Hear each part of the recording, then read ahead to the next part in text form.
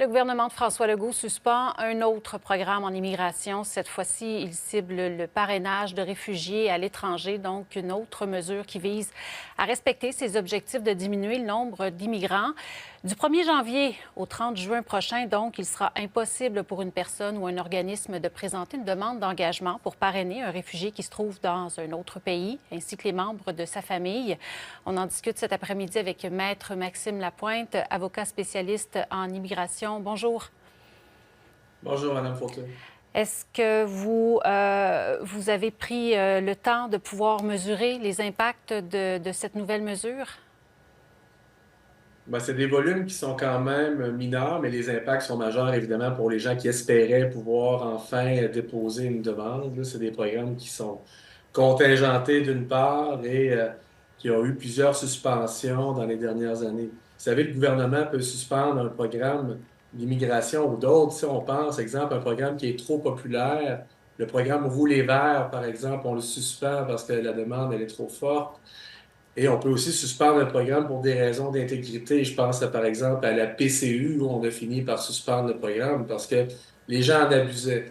Donc, dans le cas des programmes d'immigration, la plupart sont suspendus parce qu'ils sont trop populaires. Donc, la demande est beaucoup plus forte que le fameux 50 000 immigrants que le Québec souhaite accepter par année. Dans ce programme-là, par contre, on doit le dire, il y avait un enjeu d'intégrité des programmes. Il y a eu des allégations de fraude dans les dernières années. Donc, c'est un peu les raisons de la suspension du moratoire.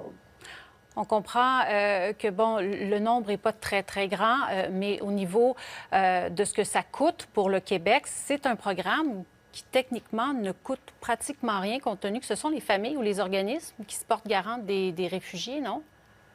Je suis plus ou moins d'accord là-dessus. Quand on parle d'intégrité du programme, on demandait quand même aux familles à l'étranger de payer les frais de subsistance de la première année pour la personne réfugiée à parrainer. Donc, les familles se cotisaient pour permettre le projet au Canada.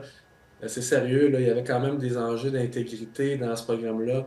Donc, il y a deux volets à ce programme-là. Il y a les réfugiés qui sont pris par l'État, puis il y a ça, les parrainages privés.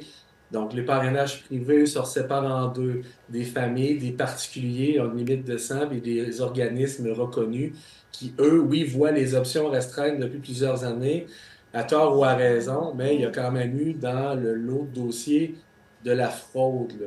Et il y a aussi eu, bon, des gens qui dormaient devant le ministère de l'Immigration du Québec en 2020 pour aller déposer les dossiers en personne à la première heure le matin, des gens qui ont jeté des dossiers aux poubelles, des commissionnaires pour en accepter d'autres en échange d'argent. Il y a vraiment un enjeu d'intégrité dans ce programme-là. Donc,